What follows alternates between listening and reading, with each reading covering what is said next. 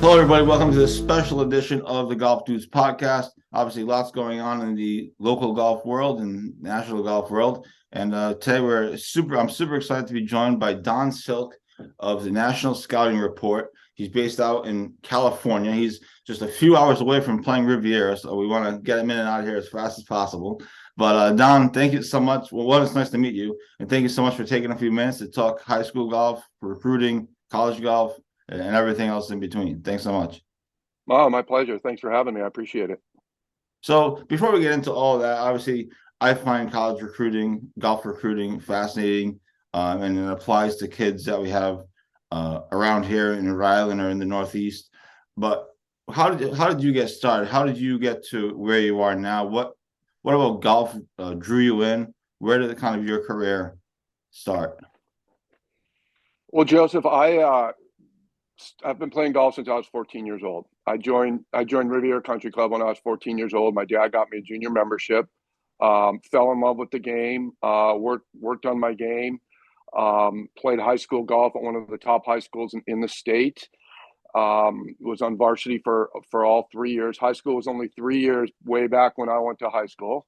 And I was on the varsity team for 3 years. Then after high school, I was lucky enough to be recruited to USC, University of Southern California, which is a top D1 school.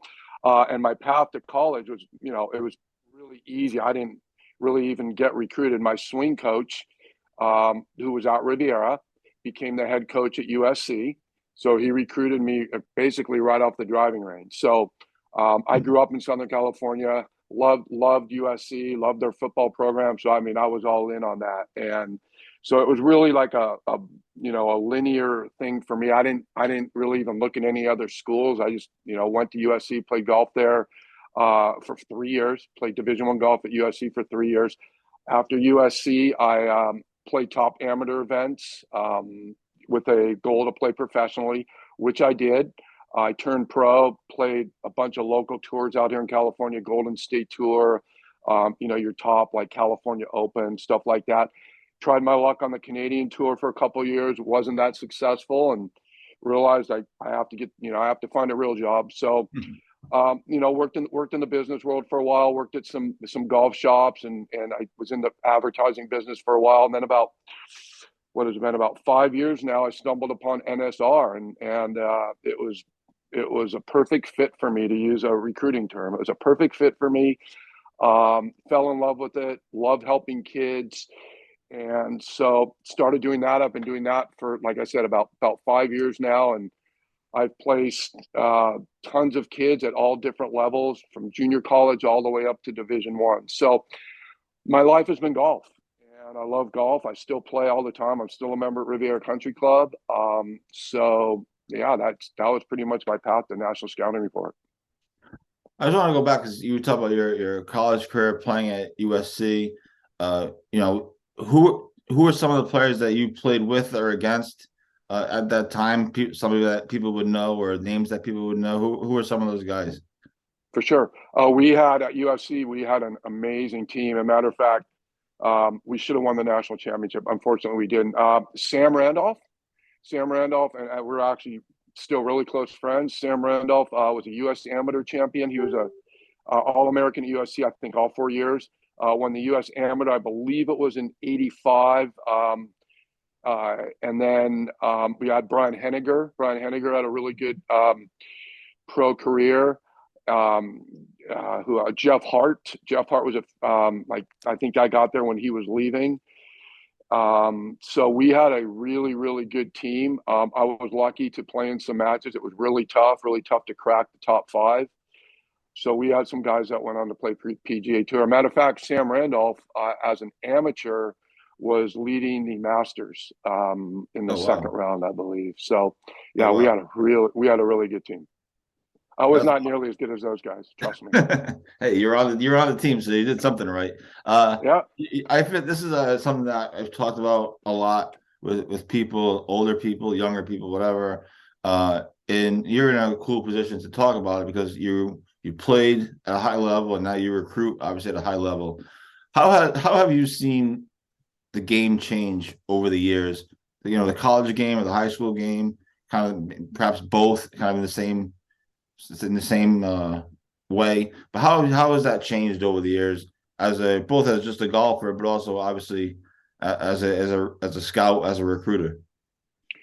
Well, I think everybody knows the ball and the clubs, they've all changed. So distance is Right. huge. I mean, you go out there and I mean, the high school kids are bombing it, 300, 320 consistently. So when I was playing, we had the persimmons and the Bellatas. So it was a lot different game back then. You got a lot more kids playing. It's way more competitive. The talent's amazing. You have kids from all over. It was not quite as international as it is now.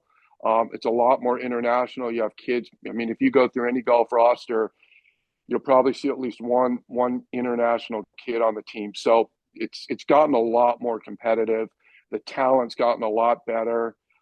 Same amount of scholarships as when I went there, but Mhm. a lot more kids that are trying for those scholarships. And then you also, which I think the biggest change right now, as far as recruiting goes, and the biggest obstacle for high school kids is the transfer portal. So the transfer portal, most people know about it, Mhm. football and basketball, and guys are changing all the time, but it's happening a lot in golf too. So what's happening is coaches are, especially your top D1 coaches, are going straight to the transfer portal first to find kids. Okay, so they'll recruit out of the transfer portal, and then they'll go to the high school kids after that. So it's taken spots away from the high school kids for sure, and just makes it even more competitive. So I'd say the biggest difference is obviously distance, uh, and the talent level. There's just so many more kids that are really good. Absolutely. And you talked about the transfer portal, which is obviously big in all the sports, but we especially hear about it in basketball, like you said, in football. And the best way to win is to stay old, right? Is to stay keep an old team and keep an old roster. And like you said, it's the same in college basketball. I'm a huge college basketball fan. You don't see the freshmen being recruited as much anymore because, like you mentioned, the coaches trying to fill their roster with older players. And then you have the fifth year because of COVID. A lot of these guys still Yeah, have a fifth year of eligibility or even a 6 year of eligibility. Who knows? And then so you have that part of it as well. for sure. Give some love to National Scouting Report. Kind of talk about them, how they kind of came to be a little bit. You don't have to give the Okay. whole history, but talk about what they do, what they've been accomplished, and I mean they're a big name in golf recruiting. So just talk about the company a little bit. Give them some love. Well, National Scouting Report, we actually do all sports. They started in Right. 1980, so they are pretty much the pioneer of scouting, of recruiting. We are a scouting company. We consider ourselves a scouting company, and so every kid that comes on board with National Scouting Report gets their own scout. They've been doing this, like I said, since 1980, so Right. that's 43 years now.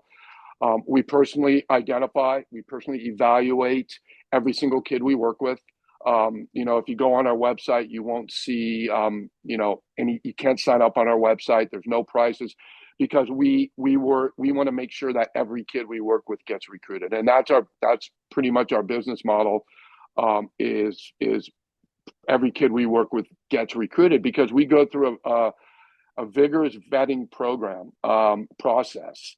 And so after I identify and evaluate a kid, I will do an interview with the kid, with the athlete, and their parents, both parents, to make sure that number one, they're recruitable. Okay. Number two, the parents and the kid are both 100% committed to the process, which is really important. And number three, they got good grades. GPA is really important as well. Not just having good, being a good golfer and having talent. You got to have good grades, which adds to the competitiveness of being recruited. So national scouting report. Um, Honestly, I'm not trying to be biased. No one can hold a candle to what we do. No one has a business model. No one has the technology and the way that we get kids in front of coaches. We're an exposure company. I like to call us. We get kids exposure. We're not someone that's going to sell you a bunch of content and information. Yeah, we supply you with content and information, but we're not just going to give you the content and information and say, hey, go get in front of coaches. We actually physically get you in front of coaches and have the technology and the program that does that for the athlete. Yeah, that's awesome. I see a lot of your posts on Facebook, and I think it's awesome what you guys do. That's why I was interested in reaching out to you. For you, you're a recruiting expert. Well, so one, how does one become a recruiting expert? And then what is like a typical day, typical work day, for you? Obviously, you're playing golf, like you said this afternoon, Friday afternoon. I'm sure you don't do that every day, but what is like a typical what is a typical, you're already smiling. What is a typical day for you as a recruiting expert? What do you do? What processes do you go through? Are you going out and watching kids hit balls? What is kind of a normal day, for you? So on the weekend, during school year on the weekend, most junior tournaments are during the on the weekend during school year. So on the Mhm. weekend, I will go to one of our local junior tournaments. We have a few organizations out here that do 2-day tournaments. I will go out to the tournament. I will identify kids. I work just like a college coach. I will go out and I will identify kids. I will evaluate the athlete, and I will do that to as many as I can that I feel can play college golf. And it's not just about Division 1. It's about junior college all the way up to Division 1. So if I see a kid that, I feel is a good fit to play college golf, then I will start evaluating him at the tournament. And then after I do that, I will get the parents, contact information, have a brief talk with the parents after the kids round to make sure that, they're all on the same page. Look, parents and families are spending a lot of money for their junior golfer to play junior golf. I mean, after 4 years of high school and junior golf, I mean, it's expensive. So you want it to work out. So I'm only going to go with athletes or golfers that I know can get recruited, and and and then after I do that, I will, during the week is the time where I will set interviews with the family and go through that whole process. And if I feel like there's someone that can play at the college level, then I will invite them. NSR is invite only. I will invite them into the program, and then I will work with the athlete throughout their whole high school career, and then even after. We have programs that we work with after. So unlike some other companies out there that are online, where basically you just go online and hope that a coach finds you, I am actually a advocate for the athlete that will, talk to coaches during the week for them, or talk to coaches at any time, help the athlete when a coach reaches out to them on what to say, how to communicate with the coaches, making sure that they're staying in touch with the coach. And then there's also, the younger kids. So with golf, you cannot, or coaches cannot contact you except for a questionnaire or a golf camp invite before June 5th of your junior year. So for the younger kids, and I have a few of them, if you're like a 2025 or 2026 right now, I will be the conduit for between the athlete and the coach. So the coach can get information and talk to me just like I'm the athlete, which is a huge advantage for younger kids. A lot of times I come across parents and kids saying like, "Oh, I can't talk to coaches until June 15th of my junior year," and I go like, "Well, that's not true. You can talk to a coach at any time. They're the ones that can't communicate with you except for a couple things." So, and once they find that out, they realize, hey, that's a huge advantage. I can get a jump on other kids that are the same grad class as me, and coaches love that. Coaches love to be able to have someone that they can talk to and get information from before they're allowed to contact them. Yeah, that's a awesome like you said, it's an awesome thing for the kids, especially. Uh when you're going out there, you're watching tournaments, you're watching players, are there things that you're specifically looking for? Are you looking at distance? Are you looking at whatever it might be? Is there something that you're specifically looking for when you go out to watch the kids play? Is there something that you have like a checklist of things that you're looking for? Well, first of all, with NSR, we get a lot of college coach requests, which basically college coaches come to us looking for athletes, looking for golfers. So I have a list with me when I go to golf tournaments, knowing exactly what coaches want. So that's number Okay. one, what I'm looking for. So it doesn't necessarily mean Division 1. It doesn't necessarily mean Division 2. it's what the coaches are looking for. So that's my number one way to evaluate kids. And then, yeah, I mean, I'm looking for distance. I mean, if you can't hit it 300 yards right now, you can't play Division One. But I'm also looking for attitude. Okay, I'm looking for course management. And another very important aspect is the parents. I'm also evaluating the parents. And so, if I'm out there and the parent is, yelling and screaming, and I know this happens in other sports too, and it happens in golf. It's like, I'm probably going to shy away because, I'm not going to send a coach, some parents that are going to, not be beneficial to that coach, or, maybe micromanaging the coach, or, wondering why he's making certain decisions. So it's not just the kid, it's also the parents, how the kid handles himself on the course. And of course, I don't know this when I'm on the course, but GPA and academics. And so after the round, I will also have a brief talk with the parents and the kid, and kind of get that information so I know that they are someone that's committed. So it's really more about what college coaches are looking for, not so much what I'm looking for, which is the guideline that I use. Does that make sense? Absolutely, because we had a couple months ago ish, we had Greg Burke on, who was the head coach of the University of Rhode Island golf team, and he actually said similar things to what you just said. So it totally adds up. Obviously, he can only talk in generalities, but he basically said the same thing you just said. So And that's perfect. Um, and just to add one other thing about, to go back to the NSR, company. NSR has been doing this since 1980. So we've built up so much credibility with college right. golf coaches that they know that if they need a player, or, they're looking for players, we're the first ones that they come to. And so they know that we're going to send them athletes that are going to fit their program. I'm not going to send a D1 coach, a kid that can't break 80. And they know that. And so that's really important, when you're looking at different companies, to know that, we're actually working and communicating with coaches all the time on a daily basis, and trying to help fill their program. So we're not just working for the parents and the families, we're also working for the coaches.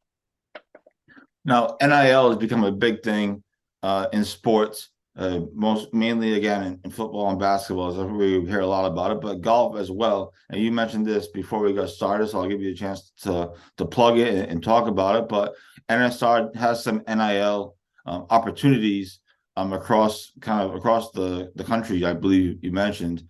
Just talk about how that has helped or changed the way kind of recruiting works, and just talk about the NSR NIL Right. deal. Yeah.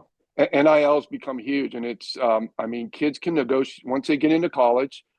They can use their NIL to capitalize and make money on whatever. I mean, I just saw a commercial during the NCAA tournament with a bunch of basketball players that are, I think it was AT&T, that are using their NIL, but it's the same with golf. And so you can use your NIL, but at National Scouting Report, we also offer an NIL. So when you graduate from high school, okay, we continue to work with you on an NIL. So basically, by promoting our company, we will pay you when you bring athletes to the company that end up enrolling.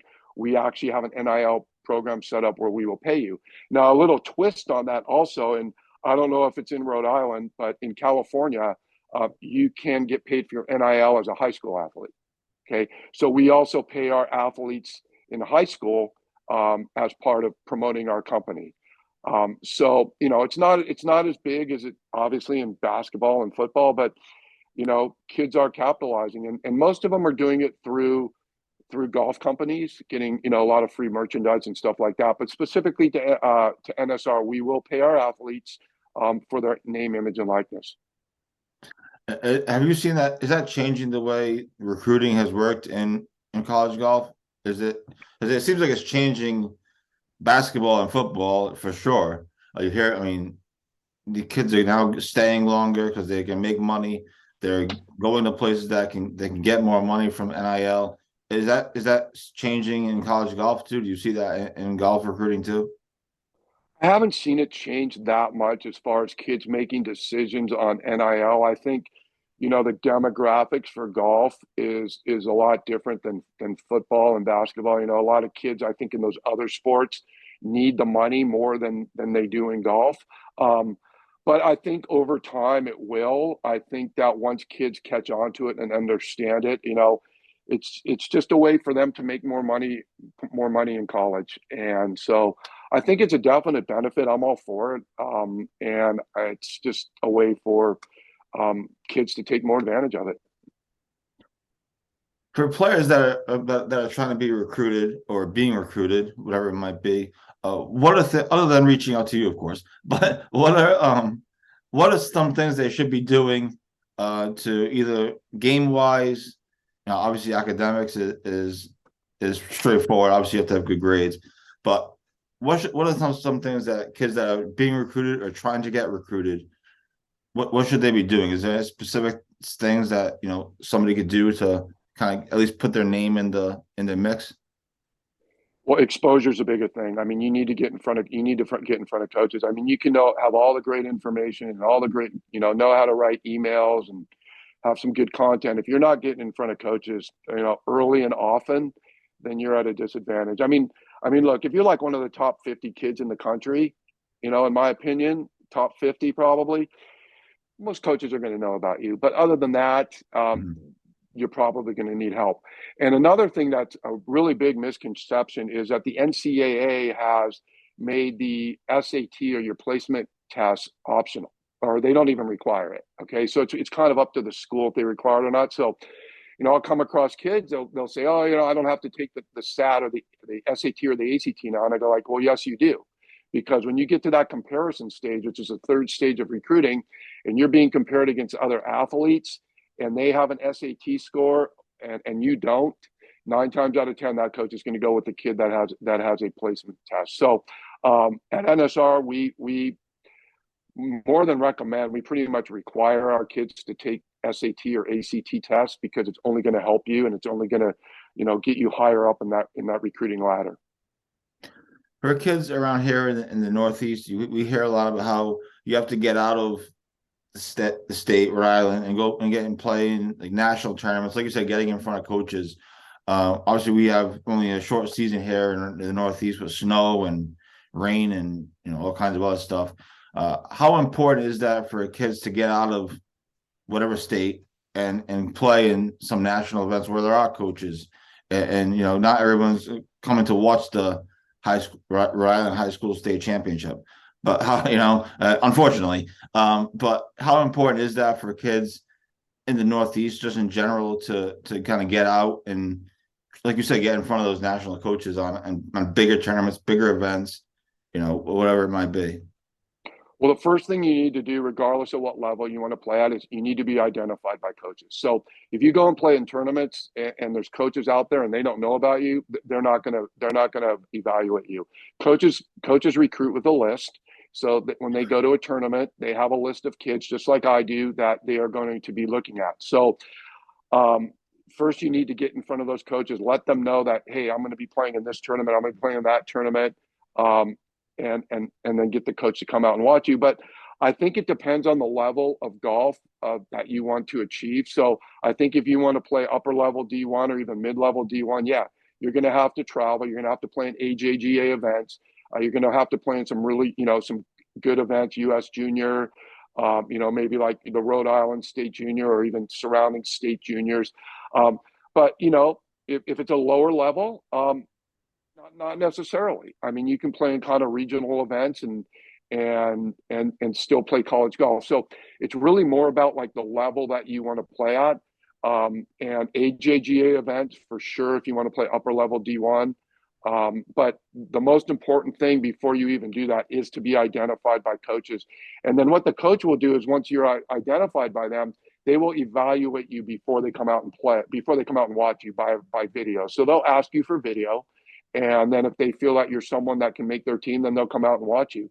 A lot of times kids think that, they'll see coaches out at tournaments and they'll be following their group, but they didn't know that coach is going to come out there and follow them. And they think that coach is following them and they're not. They're following another kid that they already know about.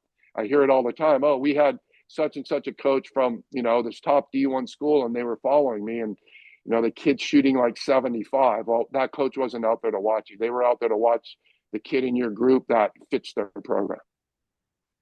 Does that A make couple sense? of, absolutely, totally makes sense. Thank you for that. A couple things, and we'll get you out of here. I know you have a tea time shortly. Um, over the course of your career as a recruit or scouting expert, who are some of the kids that you've worked with that are either playing college golf now or perhaps in the pros, whatever it may be? But who are some of the names that you've worked with that people can identify with? Okay, I didn't personally work with this kid, but we have our probably our biggest recruit right now is a kid named Stephen Campbell.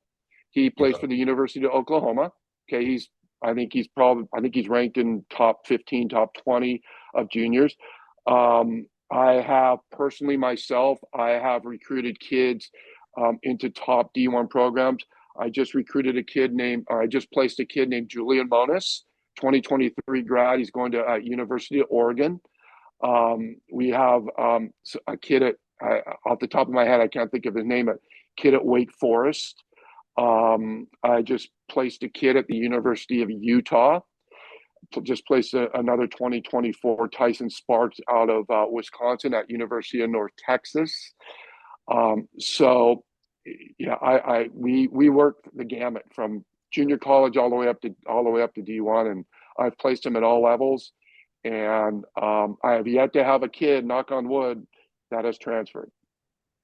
Well, Stephen Campbell, I think most people around here will know him because we have Patrick Welch that plays for Oklahoma, and so Uh-huh. we write a lot about Patrick, and just by virtue of standings and the team, we write about not write about Stephen Campbell, but obviously he's mentioned in some of our stories and stuff, so people will know that name, And familiar. and I mean that's a perfect example. I also hear from people, like, oh, if you're good enough, you'll get noticed by coaches. Yeah, maybe sometimes if you're like really, really good. But I mean, Stephen Campbell, he is one of the top college players. He was a top high school kid from Texas. So, and he used NSR. So, and look what it did for him. So it turned out really well. And more likely than not, he would not be at Oklahoma if he did not use National Scouting Report. So, when you hear people say like, "Oh, I got this handled," or "My kid's good enough to get identified by coaches," maybe you can take that chance, but by using NSR, it's pretty much guaranteed that you're gonna get in front of the top coaches. Do you have like a list of favorite coaches you like to talk to? Like who's some of the fun coaches to talk to in college golf?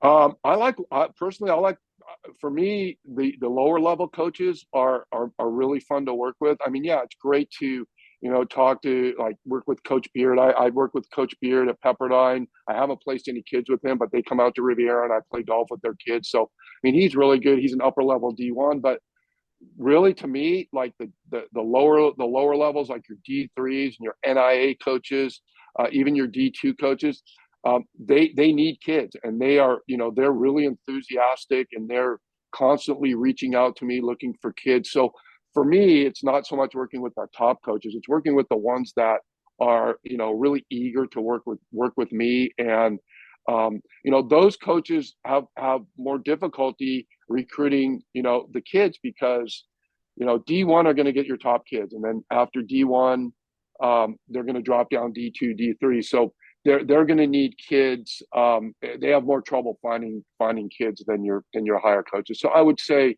I really enjoy working with your lower level coaches the most, and I do work with them the most. I place more kids at the D2, D3 NAI level than I do at the Division 1 level, for, Interesting. for sure, for Interesting. sure.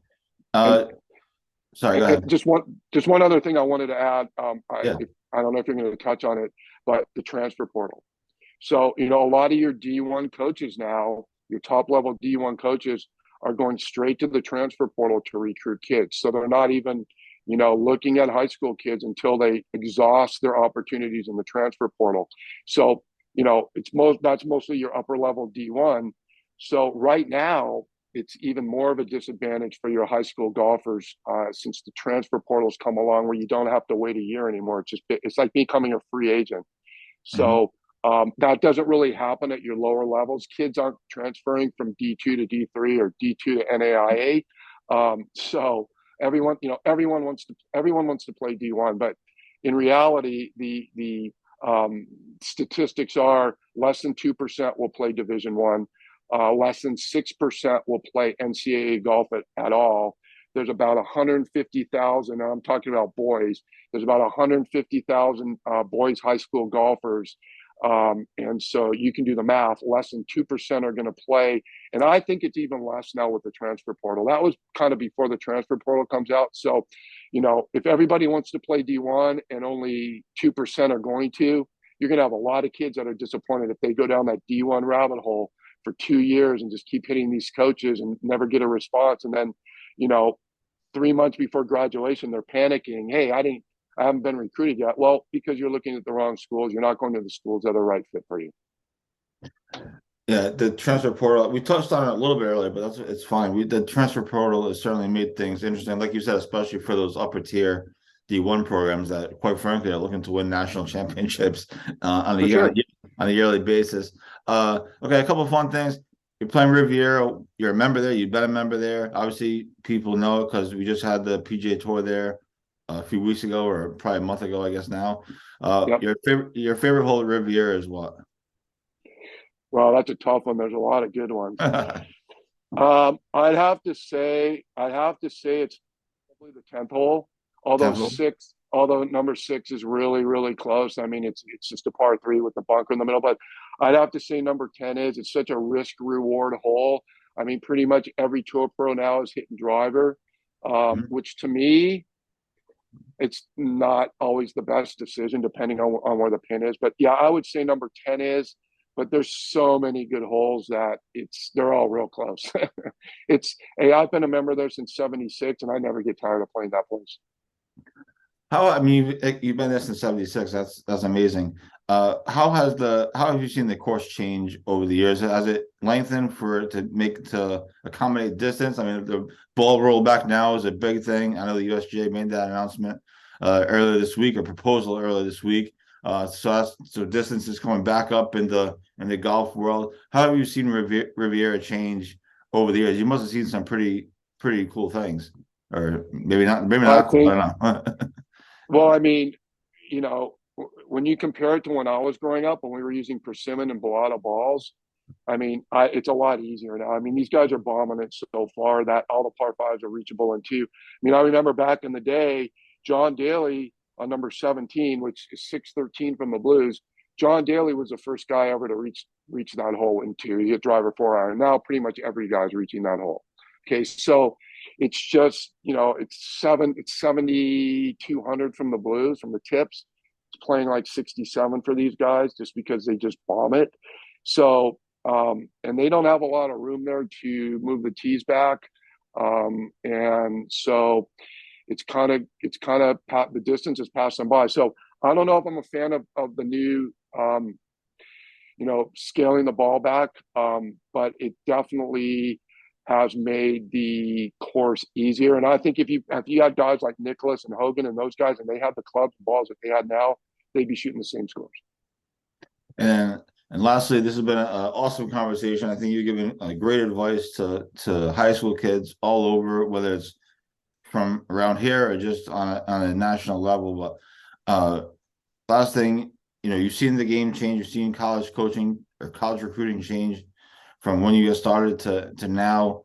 Look ahead. What do you think it's going to look like in the future? I mean, PGA Tour U is now becoming a big thing for the top college players, and presumably the top high school players are going to at least look at that for something down the road. But how do you think the recruiting scene is going to continue to change? How is high school golf, college golf going to continue to change kind of in the years to come? It's changed so much already. What's kind of next? I think it's just going to get more competitive. You got kids from all over the world that want to come to the U.S. to play college golf. They know it's a stepping stone, for the PGA Tour. I just think it's going to continue to get more competitive. Especially, I mean, I work mostly with boys. I do have girls. Especially on the girls' side. I mean, the girls' side, there's so much opportunity for girls to play golf, and kids are realizing I have a lot of kids that are dual sport athletes, whether it's, hockey, baseball, basketball. I have a kid who is a gymnast, and they realize it's like, look, I have more opportunity and a better chance of getting a scholarship in golf than I do with these other sports. So I see a lot of kids that grow up playing other sports that are now going to golf. I mean, not just because of the scholarship in the college, but because they love it and they see opportunities. So the big, I don't really, except for the competitiveness, I don't really see anything changing.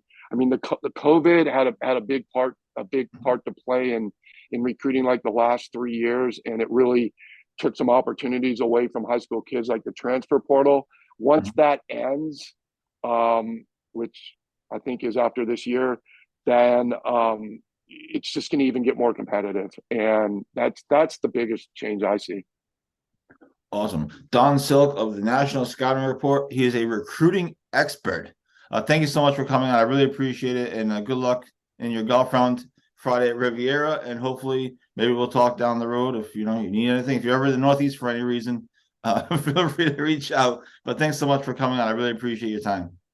I appreciate it, Joseph. You have a great day, and hopefully we can do this again soon. Absolutely. That's Don Silk, National Scouting Report, and we thank him for coming on. This has been the Golf Dudes podcast. Have a great weekend, everybody.